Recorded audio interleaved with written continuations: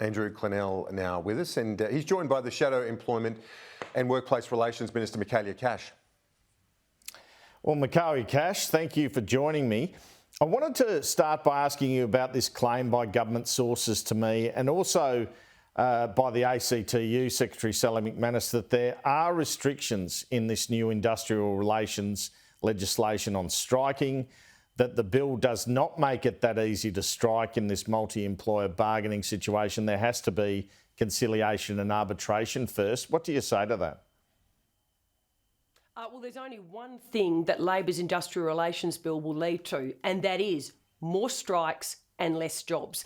And hence, going forward, Minister Burke will only be known as the Minister for Strikes. Andrew, a very simple proposition. If you did not want to encourage more strike action, why would you open up the industrial relations landscape to more strikes? But not only that, we've now had John Setka come out on behalf of unions in Australia saying, this is fantastic, and I quote, we can now go after non-unionised sites. Blind Freddie can tell you that when every employer group in Australia stands up united, and I don't think that's ever happened before, stands up united and says the only thing that this bill does is lead to more strikes and less jobs, I know who I believe. All right. Well, do you believe wages should stay at their current levels, or with inflation they should rise?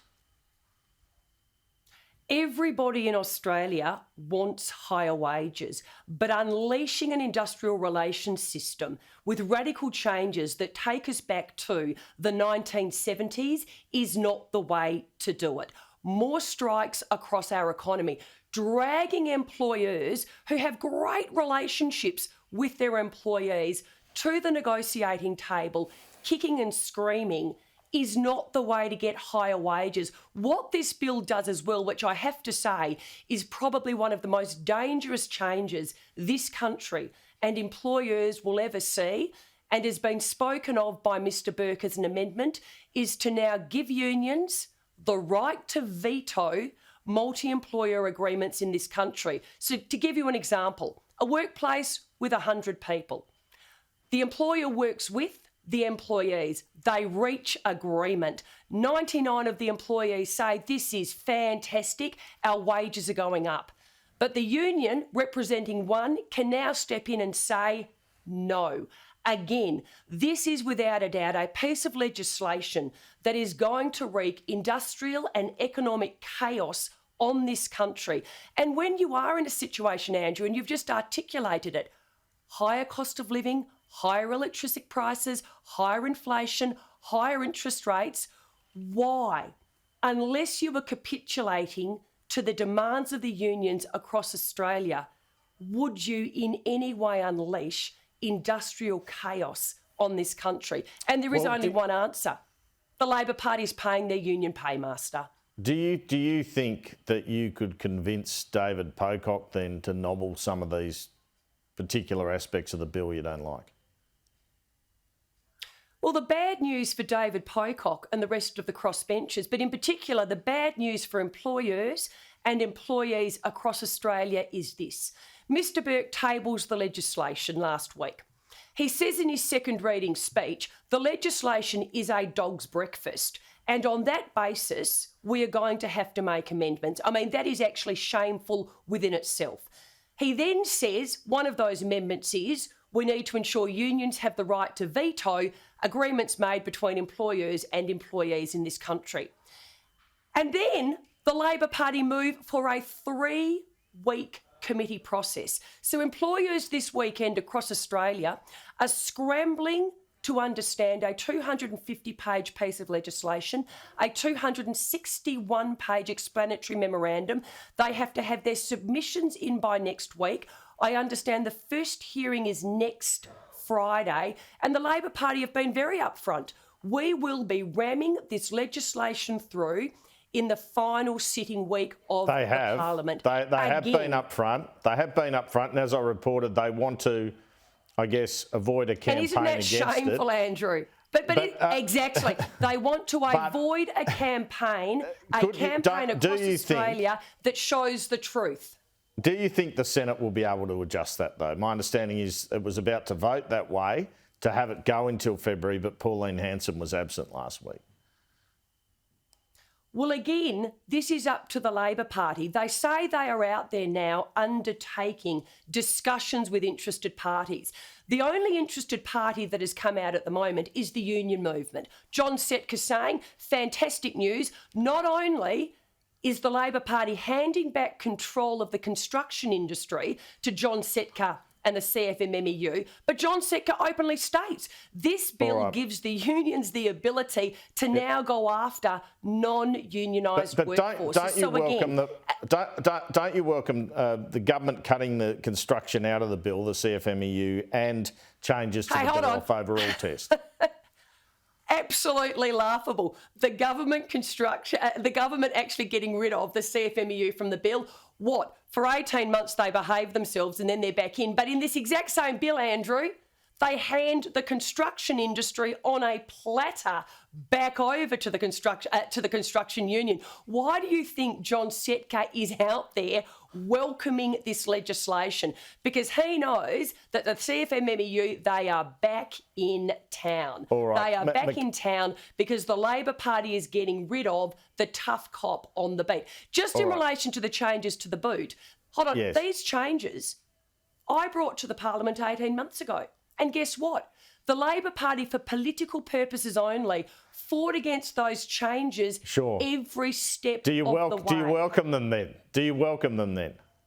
I know, I get your point. But they will mean absolutely, no, Andrew, they will mean absolutely nothing when the unions are running this country. As I said, when you have every employer organisation, small business, medium business, large business across Australia, stand up united and say, for God's sakes, this bill is only going to decimate our economy. The hospitality industry have come out. They've been very open and they've said, we will be closing down businesses. Andrew, higher inflation, higher interest rates, higher electricity prices. One has to ask oneself, why? Why would the Labor Party unleash economic chaos across Australia unless it was doing it for one reason, and that is literally to deliver the industrial relations framework and our economy to the union movement? There's just a couple other things I want to ask you about in the limited time we have left. Why did Angus Taylor and Scott Morrison push the determination on the first electricity price hike past the election?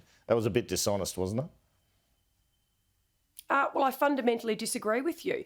You'd also be aware that a draft determination actually came out in February. I just saw the interview with Chris Bowen. Are you telling me that Chris Bowen, Anthony Albanese and the Australian Labor Party were too lazy to read the draft determination? This is an independent organisation.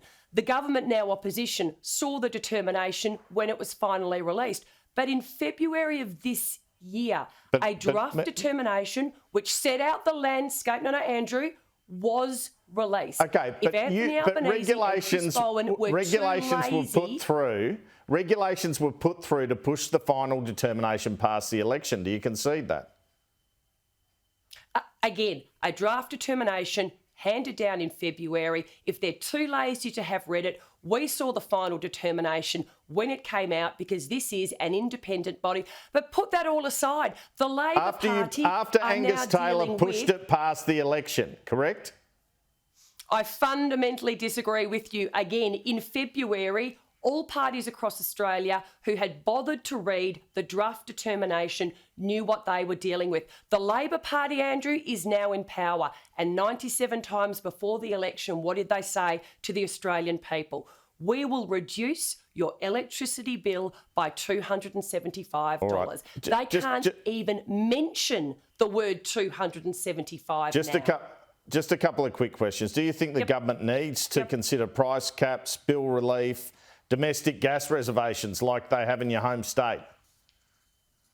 I think it was really interesting to watch that interview with Chris Bowen because the one thing that he didn't address was bringing supply into the market. You cannot talk about price caps if you are not at the same time saying we are going to address the supply of gas coming into the market. And in fact, what you saw in the budget was the exact opposite. The Labor Party have actually cut, I think there were 2 projects in excess of 50 million that would have enabled further gas exploration. So whilst the Labor Party are having these thought bubbles in relation to what they may or may not do, the one thing they are failing to address, which internationally it is shown you must address, is bringing further gas into the market, bringing on that supply. All a price cap will do is actually discourage players from bringing on supply. Where is their plan to bring on supply? There is none. Okay, just briefly and finally, what is your reaction to the movement by the Australian government of women and children out of Syrian refugee camps, Australians, back to Australia this weekend? I personally think that this is not a decision that has been made in the best interests of the Australian people. A fundamental thing that a government must always do is act in the national interest and in the best interests of Australians. These people understood they made a decision and the decision would have consequences. We now need the Prime Minister of Australia to front the Australian people and say, this is the investigation that was undertaken prior to the Labor Party making the decision. What security measures are they now putting in place to ensure that at all times, Australians are kept safe? These are people who have been living in a situation whereby they have associated with people who hate Australia. They hate our way of life. They have been associating with terrorists who have committed atrocious, unspeakable acts. You know, as Peter Dutton said, for one person who is a security risk, it takes around 300 police officers and $4 million per year to ensure that we know what they are doing. The Prime Minister needs to front the Australian people because Andrew, if there is any risk to the Australian people, Mr Albanese and the relevant minister, they will assume full responsibility for their decisions. Michaelia Cash, thanks for your time. Great to be with you as always.